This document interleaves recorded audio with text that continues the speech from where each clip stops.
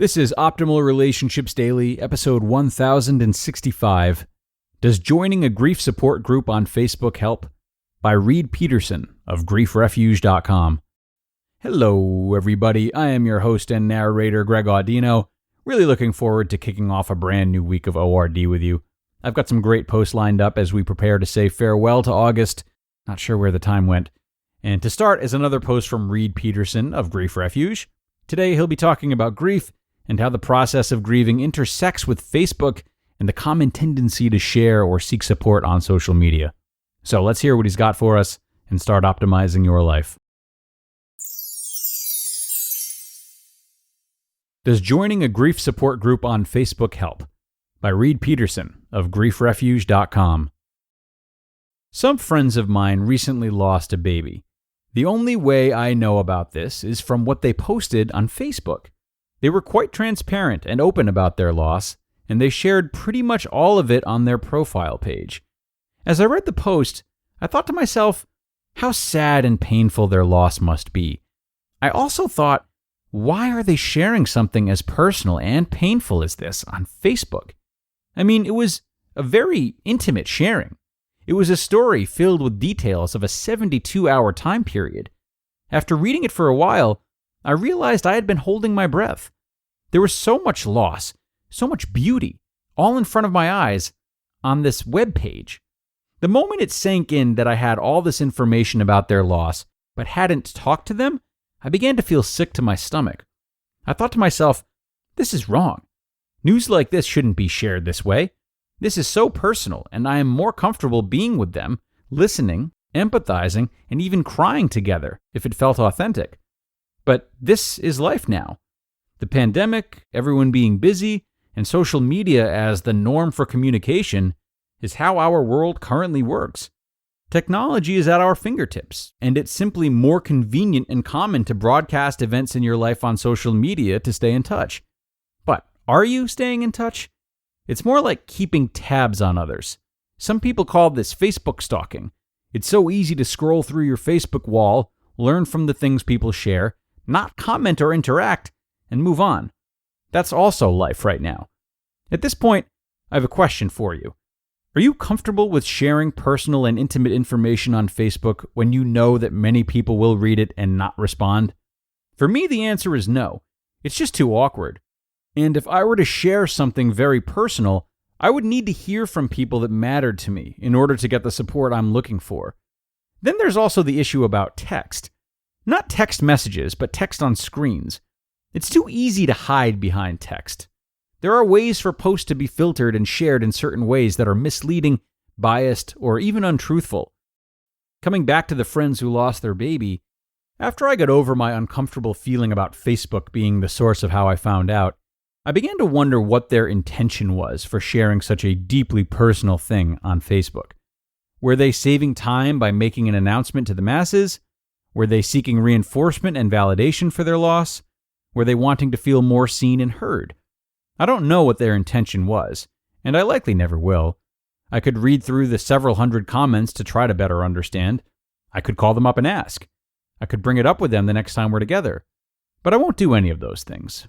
There's a strong likelihood that neither one of us will mention it in person. So, here I am. I've got this personal information, and I'm not really sure what to do with it, because it doesn't feel right for me to comment on Facebook. How strange our world is. I realize I'm of the opinion that expressing grief on Facebook is not as helpful as it would be to share with someone live and in person. That may be a little old school, and I'll definitely own that. However, I have seen hundreds of Facebook posts from people who are deeply pained by personal loss, but the people who comment end up sharing platitudes, judgments, and/or cliches as a way of showing their support. Every time I see that, I ask myself, how helpful are these comments to the person who posted? Fortunately, I get opportunities to ask what happens after grief is shared, and no one responds. Nearly every time I ask someone, they say it doesn't help. They say they feel more lonely because what they were hoping for as a means of support wasn't expressed to them by what was shared in the comments. And I find that very sad. We live in a world of technological convenience. All the texting, voice dictation, and 10-second videos are what's common and normal now. This is the way we communicate. And with that convenience, there is a price to pay. Without hearing a tone of voice or seeing body language, it can be easy to read between the lines and assume. It is also easy to receive these words through your own filtered perception. Again, there's no way to know how someone is voicing what they communicate when it's all in the form of text. Having mentioned all this, I want to emphasize a moment of caution should you choose to share your grief on Facebook. Facebook, as with other social media platforms, is a very convenient way to communicate something. In regards to grief, it's easier than ever to find grief support groups on Facebook to share parts of your story and more about your loss. But what will come back to you? Who will respond? What will they write? I find it very courageous for grievers to join a Facebook group and type out a very personal and emotional message and then press the post button. That's a lot of trust to put into other members of the group. And yet, no one really knows each other. They just trust that other members have also lost someone special and that they'll understand, comment with words of support, and help you feel comforted in some of your most painful and vulnerable moments. How much trust can someone put into a group of strangers? I'm a member of several grief support groups on Facebook. On a daily basis, I see very few comments from one member to another that are very supportive and comforting. I have to assume their intentions are good, but there's a lot of assumptions that are exchanged. For example, imagine if you were in a situation where you were not just socially distant from your loved ones, but they lived very far away. You're more alone than ever, and you lean towards Facebook to feel a connection. You post something about the loss of your dad, and no one comments. How would you feel? That's one way grief can feel more hurtful. Or what if, for that same post, you got comments such as sending virtual hugs, or sending good vibes, or hugs and prayers?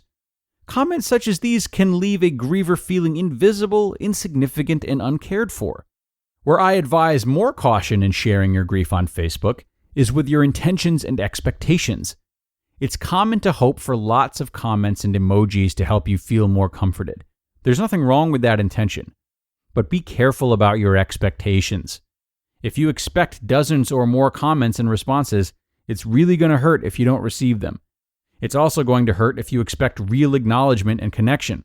Somehow, Facebook has created a perception that you'll get that, but in reality, that only happens a small percentage of the time. Whether virtually or in physical reality, it's very common to feel alone in your grief. In the past, the more common ways to feel supported were to sign up for grief counseling or join a bereavement support group. Now, people are finding grief support groups on Facebook. Although Facebook groups can provide a convenient platform to share your grief, please use caution. Be conscientious about your intentions and your expectations. It's easy to feel more hurt when your post isn't acknowledged the way you hoped for, or you get responses full of platitudes, cliches, or superficial substance. You just listened to the post titled, "Does Joining a Grief Support Group on Facebook Help?" by Reid Peterson of griefrefuge.com. And just a reminder, everyone, if you dread looking at your credit card statements, you are definitely not alone. Debt can feel crippling, but there is a light at the end of the tunnel.